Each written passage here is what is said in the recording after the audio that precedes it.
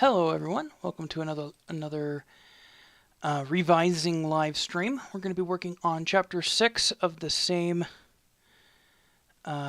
program, or the same novel as before. So let's go ahead and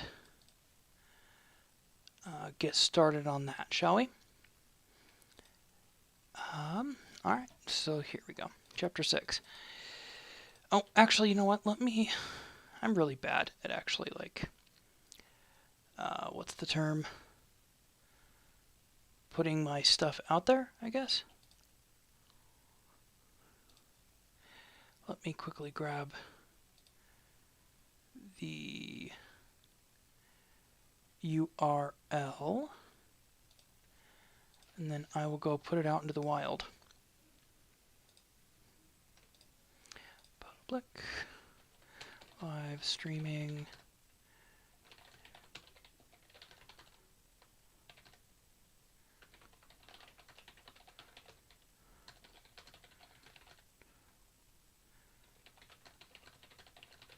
say hi, there we go. Okay, that didn't, it's always the first, so when you're doing a live stream, they give you two potential,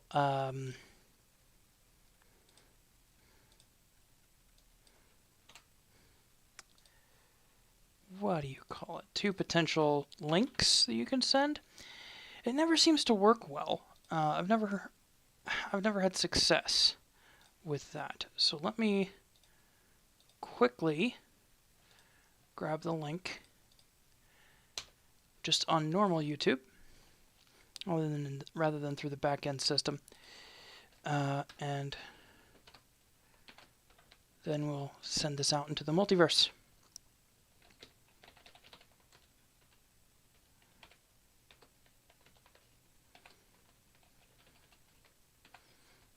Hashtag writing.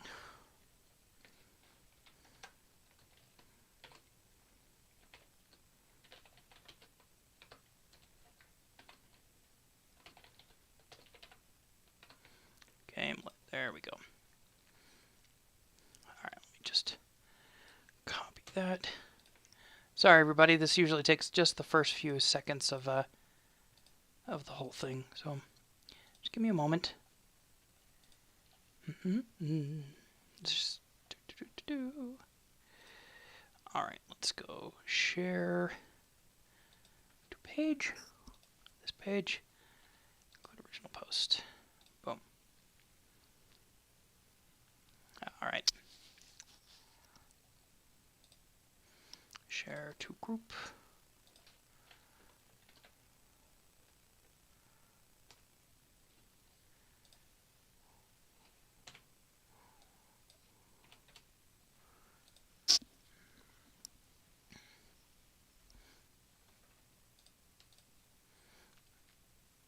All right, now I want to make sure you guys can actually read most of what I'm doing this time around. So I'm going to be just moving a couple of things over.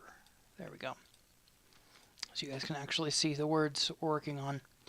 And then I'm going to be zooming in just a little bit, so it's easier for me to see too. All right, so we got about halfway through this. Let's see, where did we get to? Touche, Esche, touche. See, there.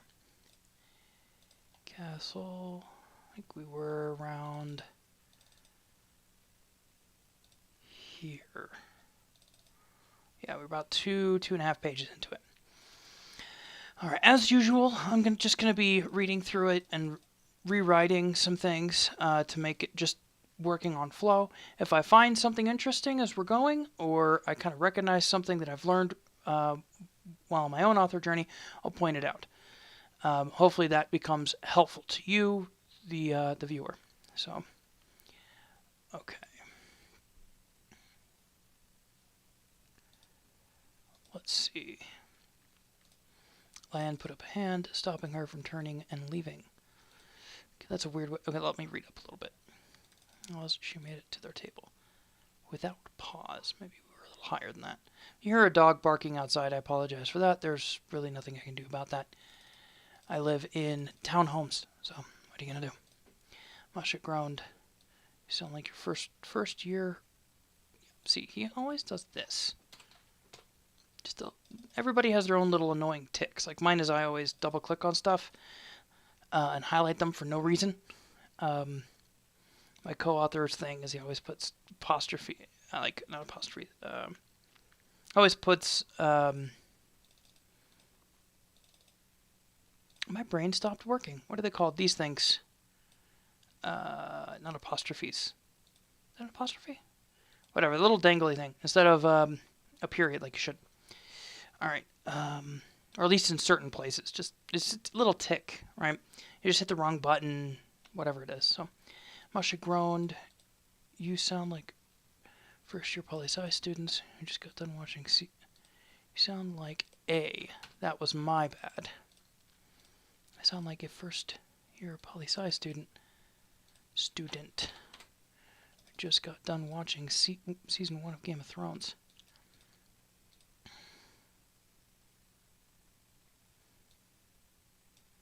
I should probably be its own.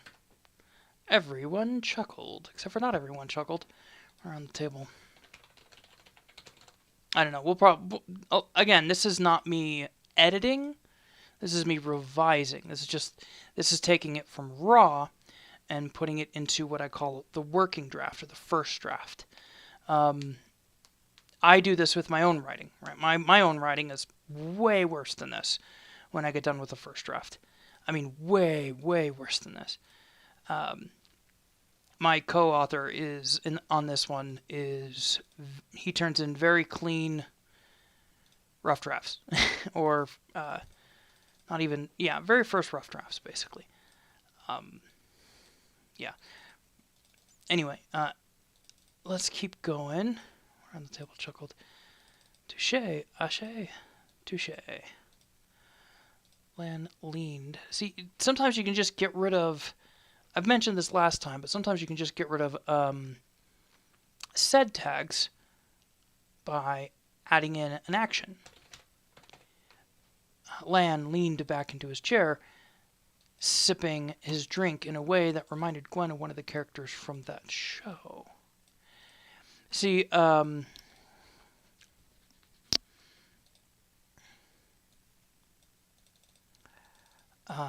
here we don't need the sed tag because the action is doing the work for us. That's something actually I learned listening to Larry Correia on his. Well, I've heard other people talk about it too, but Larry Correia really demonstrated him and his co-host Steve. I think Steve Diamond is his name. I always get confused on his last name. I always get worried about saying it because anyway. So I think his full name is Steve Diamond. He's the other co-host of The Writer Dojo here on YouTube. You can find a bunch of other places. Very helpful. They talk shop. They talk very specific things. So you may not like his politics because he does have some politics. And I'm going to try and keep politics off of this show. But yeah, or off of this channel. But yeah, that's, but he's a very successful author and he does a lot of good work at kind of teaching people the basics of stuff. So definitely give him a look-see. Okay, suddenly the door on the inn opened. See, in there, I don't think is that capitalized? Would house be capitalized? I don't think so. We'll look at it later. That's something for the proofreader. Suddenly the door to the inn. Or you could say of the inn. That's fine. Opened. Instead of suddenly, we just say the. We don't need to describe what the action is like. It just happens. Sometimes you want a little description, but oftentimes it's better just to say what happens, and then maybe add in like a sound effect or a feeling or an emotion or something that the character whose perspective you're looking through is experiencing. to add in that little description. Sometimes we can't get away from telling, but sometimes it's better to like allow the character to experience something rather than describing it, if that makes sense. That's how I've come to kind of understand it. Instead of describing a thing, you come to, excuse me, you're trying to make it visceral, trying to actually explain or make the character feel it, if that makes sense. So that we could say something like, the door of the inn opened with a bang, right? That's something that the character would hear. And it's, or with a groan, or the door of the inn opened with a creak, or the door of the inn slowly creaked open, right?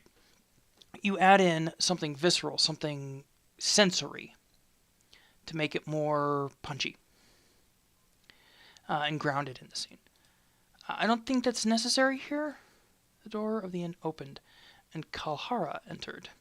She wasn't as discreet as they had been.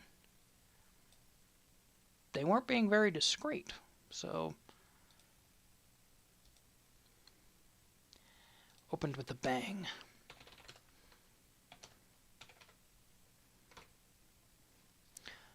Stormed in.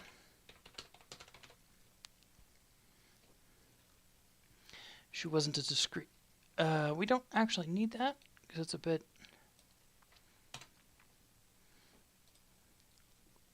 She wore a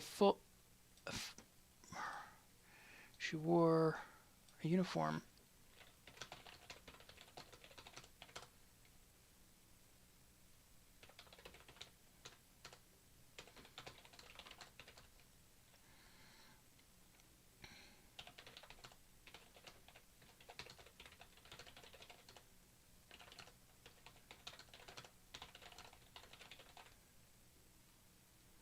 Instead of, you could hear the whispers fill the room, Gwen could hear the whispers fill the room. She grabbed, fill the room as the sound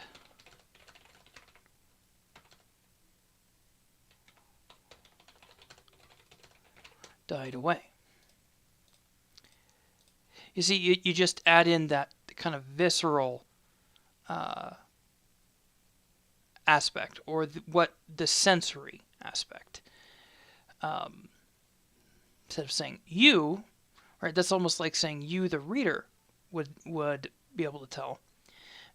And there are some writers and in some formats where you can do that. I know Terry Pratchett does it a lot. He's like, if you had ever seen, he kind of becomes almost omniscient for a little while, but he does it for comedic purposes, like usually a joke or a little bit of world building. And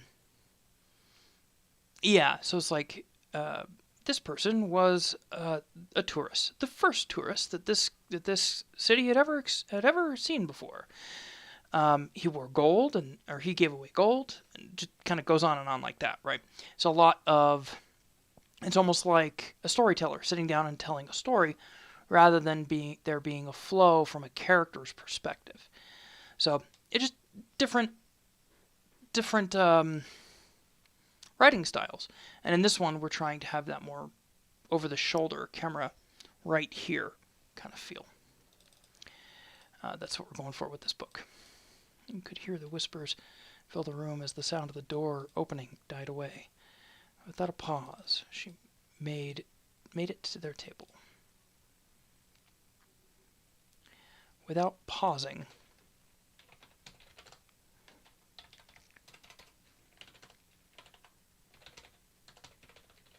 not the official looking.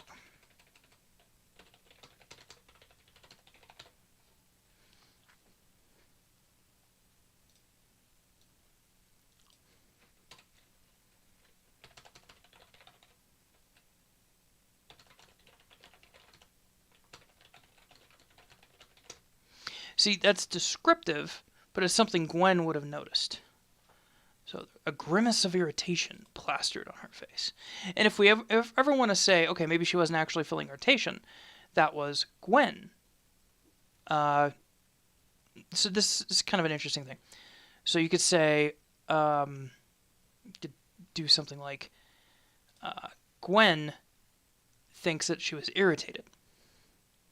But then if we were to ever switch to Kalhara's perspective, maybe she wasn't irritated, maybe she was fearful. She feared for their safety. So that's something you can do. It's unreliable narrator, right? You're looking through the lens of a character rather than through a god or through some kind of divine being who knows everything. So there's... Oh, hello. Nope, thank you. Accidentally opened Halo Wars. We're not going to do that. I do not do gaming streams on this channel. Who knows? Maybe I'll do that sometime. It would be fun. Maybe at my next... Oh, hello. Maybe at my next book launch, I'll do a gaming stream on here for a few hours, just for fun. Okay. Taking a seat. In a low voice. How about... She loomed over them. Oh, she stopped at the table.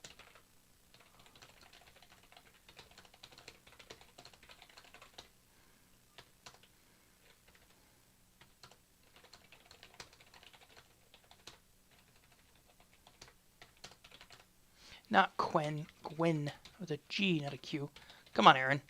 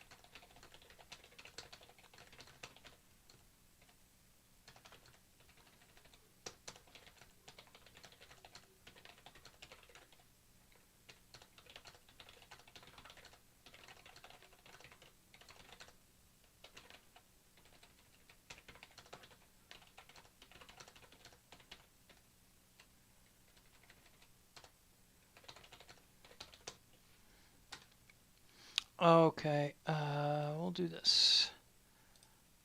Kalhara. There we go. Kalhara glared at each of them in turn before her eyes finally landed on land. I personally like alliteration, but yeah, we may have to change that. She spoke in a harsh voice, but quiet enough not to carry over the low chatter in the inn.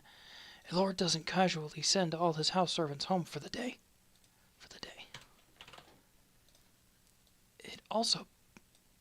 It is...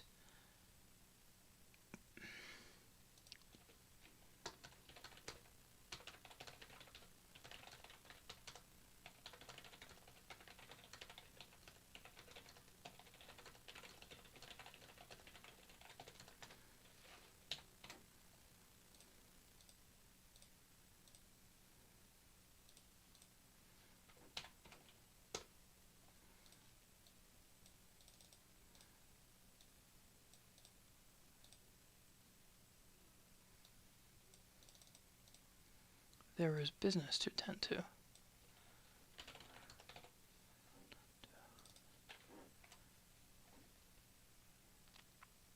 How about, come, we should return.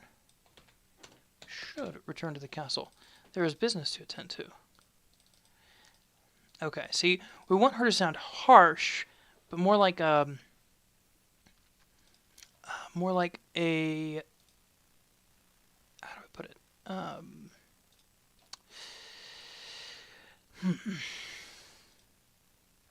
want her to sound more like a helper, more like somebody who is concerned about them actually doing their job, rather than, how do I put it?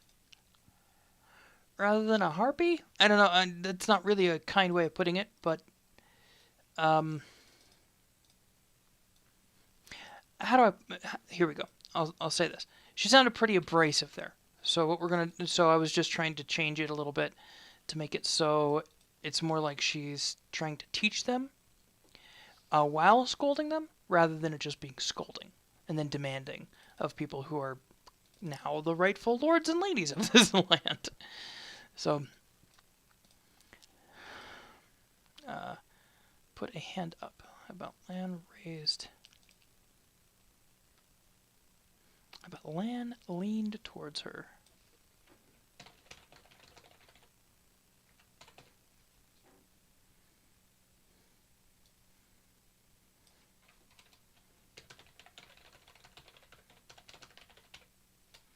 Matching her voice. Kalhara, how much money do you have on you? Look confused at his question. Fishing him out for my needs? Why do you ask? Miss Baron, I have the order of things as I see them need to be changed. My first official act as Baron be to pay for the food of everyone here. Okay. Okay, so let's...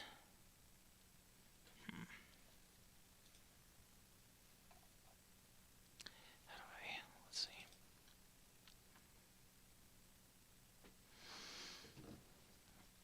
As Baron, I have the prerogative. I think that's the word he's trying to... Let me look up how to spell that. Prerogative.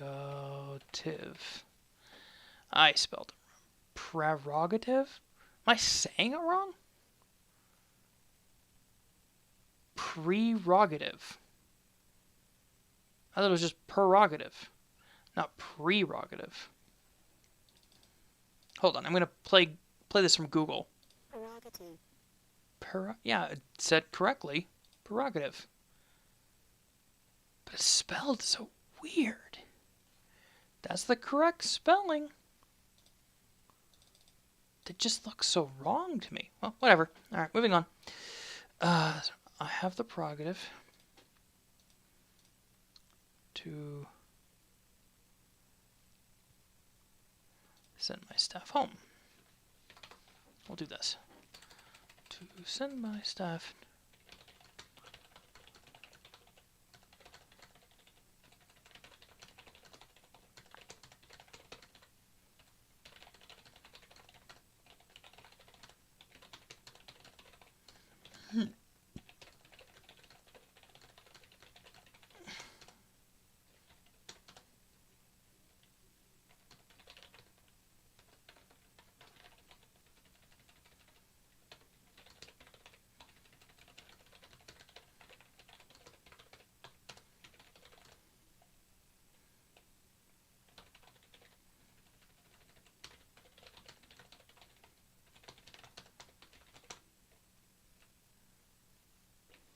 I think that could probably be the same paragraph.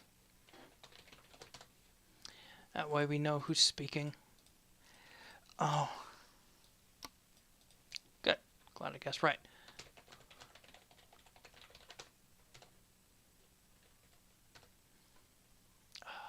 Let's see.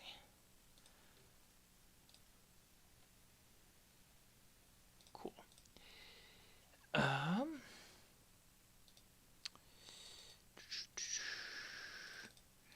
The room around them. I guessed right.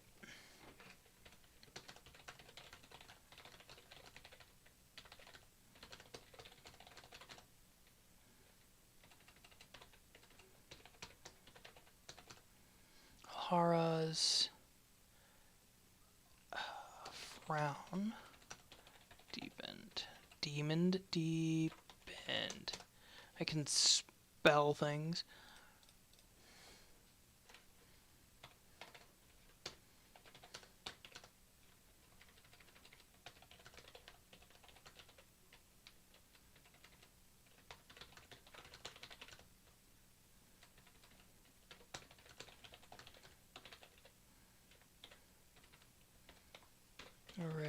Oratorially.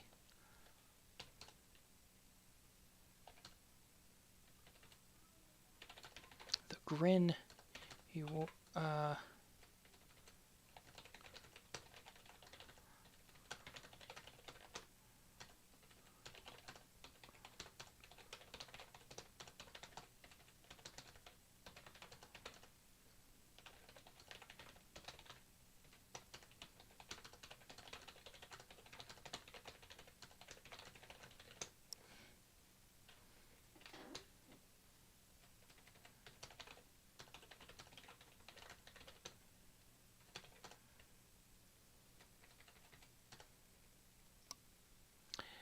how would I...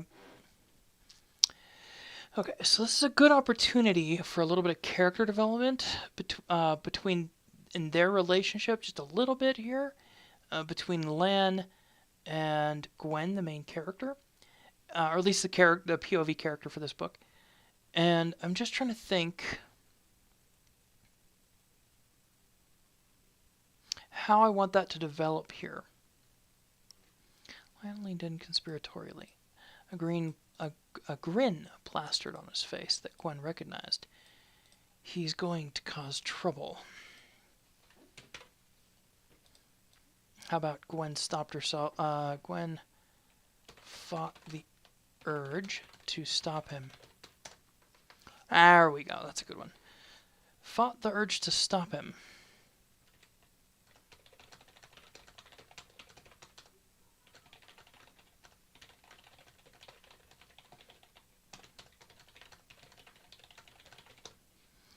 There we go. See how just like you can find these little moments to add a little bit of character development as you're revising. Just a little bit of a little bit of a moment where Gwen is looking at her brother and basically being like, "Hey, you're gonna cause trouble," and she recognizes that her instinct is to stop him. And then she's like, wait a minute, maybe this skill of his is actually going to be useful. Besides, I'm not actually the target this time, so I'm not going to get involved. I think that helps build that relationship a little bit. This is all stuff we've agreed upon, by the way, in terms of the relationship between Lan and Gwen. Me and my co-author, we've talked about this and agreed upon it? How would you say that? Agreed to it well ahead of time. I'm just using this as an opportunity to add a little piece in. So I don't think we actually need this, since we... actually, no, we do. We'd still need it. Oh, did I delete that?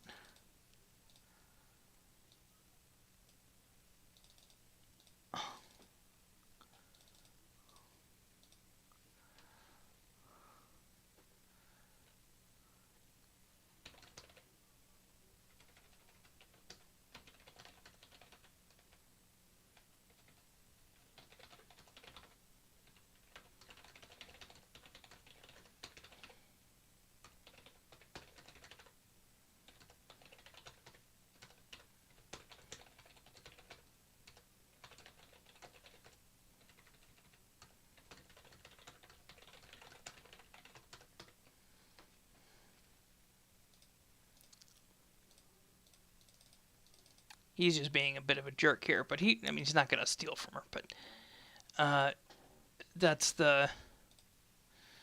We'll add in a scene later where he gives her money back, but because Lan is not a thief. He's a scoundrel, but he's not a thief. A little bit like a scruffy-looking moment, you know. He's a little bit of a roguish character, but he is not a bad guy, if that makes sense. Chaotic good, not lawful good, and not chaotic evil, or even neutral. Only one here with money. You'll do the paying. Oh, pardon me, getting late for me. This official act as Baron will be to pay for the food of everyone here. And stood.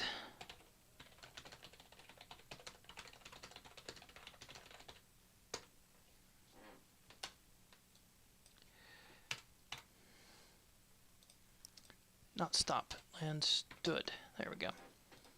Alrighty. Yeah, my chair's a bit squeaky. Sorry if you can hear that.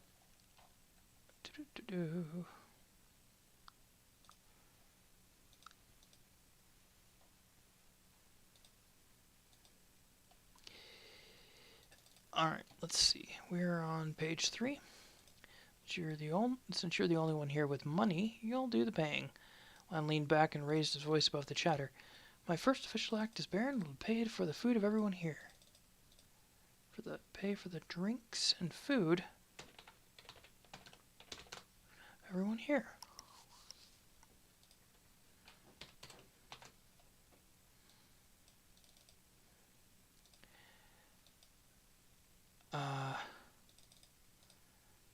That is a noble and generous act, but may I ask why you wanted to know?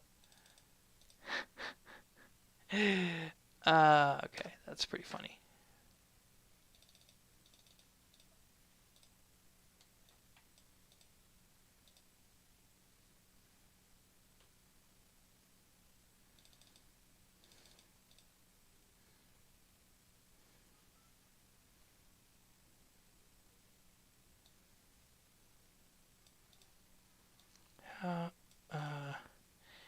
We'll pay you back.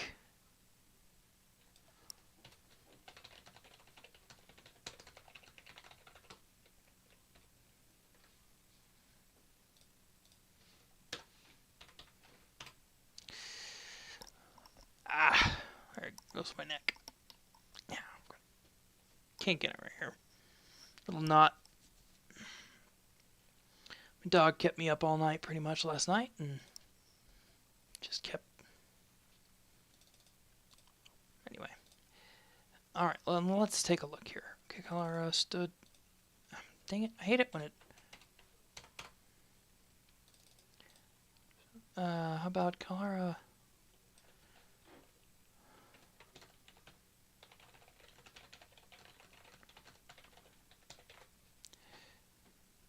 Noble act, worthy. How about a generous act? Act worthy of a baron. Ask what you wanted to know.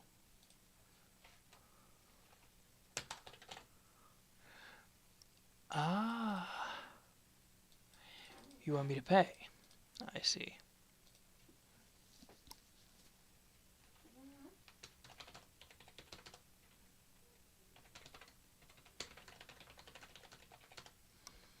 A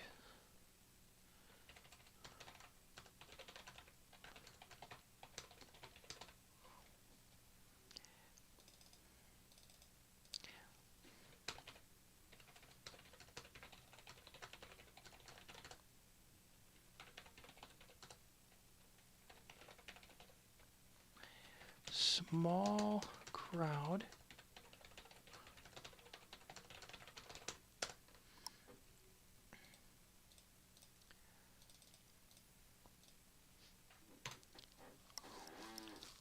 about she gave Lan a measuring stare. Because, like, a measuring glance is like, I don't know. It might work, but thought she saw her fight back a small smile. A smirk.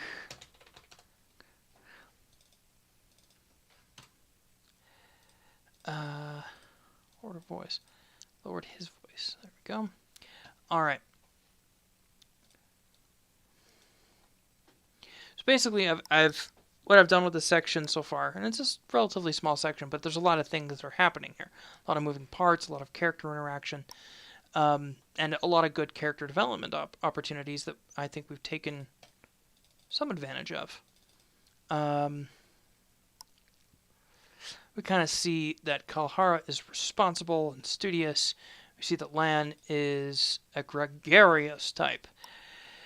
And we see that Gwen is the one that usually keeps him in check, but she also knows that, sometimes this can be useful. Particularly when it's not pointed at her. When the Lan behavior is not pointed in her direction.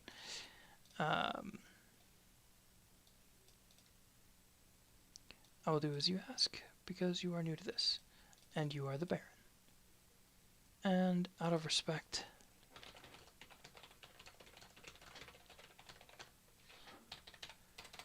the Baron. But we should at least make sure everyone knows to attribute their fortune to you. I will make an announcement.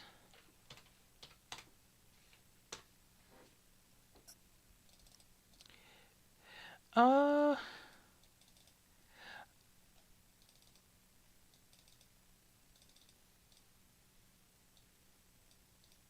an odd ruler.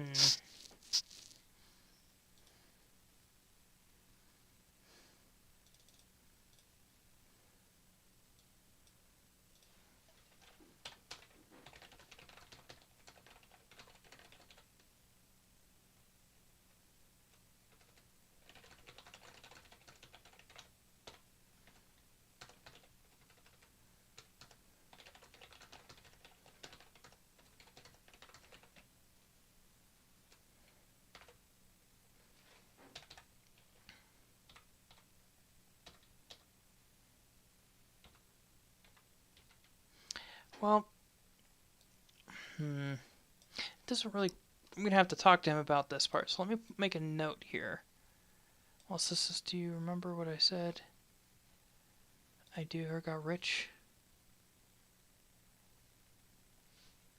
Okay, let me just mark this, and we're going to add comment, Lan characterization, spotlight versus humble charity. Okay, so I'm going to have a talk with him about this little section, just ask him kind of which way he would rather go, and I can always come back and edit this another time. This little section is not too important for the rest of this, it looks like. If I'm reading this correctly.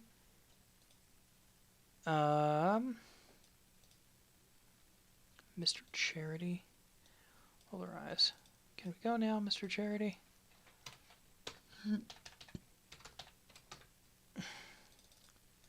She did indeed remember. He said he'd find ways to share his prosperity. This is certainly classified?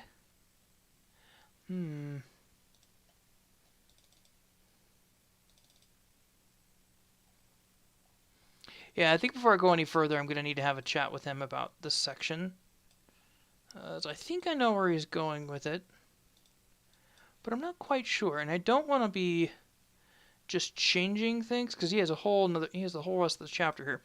So, without like getting on the same page. So I'm going to need to pause this, and then we will come back to it. For now, we are going to start work on another little project. Let me pull it up. One moment. Let's see. This will be a little bit of writing. This is chapter 16 of a dungeon core I am working on. So what we're going to do is we're going to take this, put it over here, get rid of that one. It's called 16, A Child of War. Right. Pardon me. Alright, where were we with this? Dargon. Just second floors, Bat Roost. Dragoness. Working on the name. Slick Scale said. So this one is what they call a dungeon core. It's a little different. A lot of you who may see this later may be entirely new to this concept. Basically, a person gets shoved into some kind of gem or something, and they essentially become a dungeon master, but only within a specific dungeon. So they can do things like augment reality. It's almost like a game, almost like a board game, where that person generally has like, they build their dungeon. They're a dungeon keeper. The 90s game, Dungeon Keeper, particularly the second one. Excellent example of essentially, if we were to take that story, game mechanics and all, and put that into a book, that would be a dungeon core. So I'm just gonna quickly get myself reacquainted with this, and then let's see, how long has this been going for? Been going for about 40 minutes. So I'll probably do about 5 minutes of writing on this, and then we'll probably call it a night, if that's cool with everybody.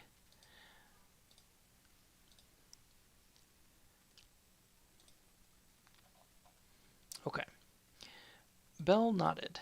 Yeah, it was. Spiders were, well, my mom might still be alive. I can hope. Best get you set up. This is Dean. Trix pointed towards the pedestal where Dean's core gem was resting. Hello, Dean. That's a rather strange name for a dungeon. But either way, thank you for taking me in. Belle bowed slightly. Welcome to the Dungeon of Dragonness, Dean said, trying to sound welcoming. We're still working on the name. Still skill.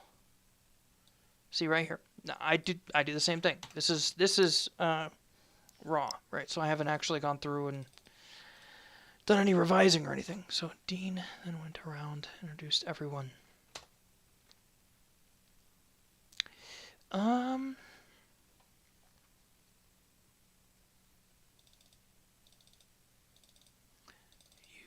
god of dragons?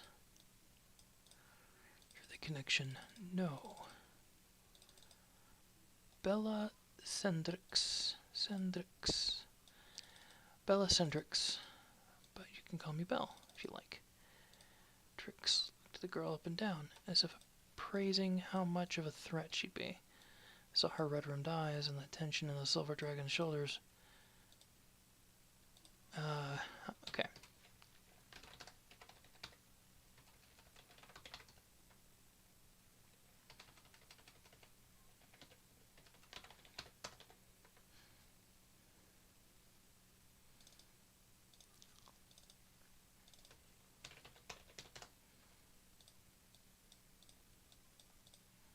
Shoulders melted. Oh. The slightly older girl into a hug, and the two stood there for a moment together. Younger. It's supposed to be a younger girl. Slightly. So it's like a teenager and a preteen kind of deal. Except for they're dragons, so we're like 100 years and like 80 years old kind of deal.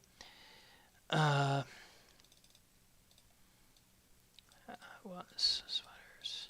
So, kind of give everybody a little bit of insight here. Dean is a retired Marine who died on our world, got transported to another world where he got reincarnated as a dungeon core. And essentially, the system, the planet, the world spirit of this planet has been saddling him with teenagers ever since. And he's this old man. Like, on Earth, he was an old, grouchy man who helped raise several of his nieces and nephews when their parents died. And then now he's here, and he's having to do it again, but in a different body. And instead of them being teenagers, they're dragons. So that's kind of the elevator pitch for this story. And of course, them being dragons, they're all bloodthirsty monsters of one kind or another. Of course, each dragon in some way is meant to like turn the expectation about them on their head. So that's kind of the... I don't generally like, what do they call it? Trying to subvert expectations just for the purpose of that. But sometimes it can be really fun. You get kind of these wacky, funny comic juxtapositions. Like a red dragon who breathes red-hot flame and is meant to be a menace to all of society and all of the world, right? They tremble as these dragons awake. He's actually a nerd, and he just wants to be left alone. You know, that kind of juxtaposition. He's a history geek, and he likes to read. Or, you know, he's a science guy or whatever, right? I just like those kind of juxtapositions. So,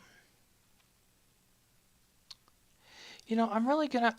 I remember why I stopped working on this one a couple weeks ago. Because I didn't know exactly... I didn't hit the right tone with Belle here. She sounds a little too serious. So I'm going to need to go through and fix that. We'll work on that tomorrow morning. It's already almost an hour into the live stream, so I'm going to cut it short today. I don't know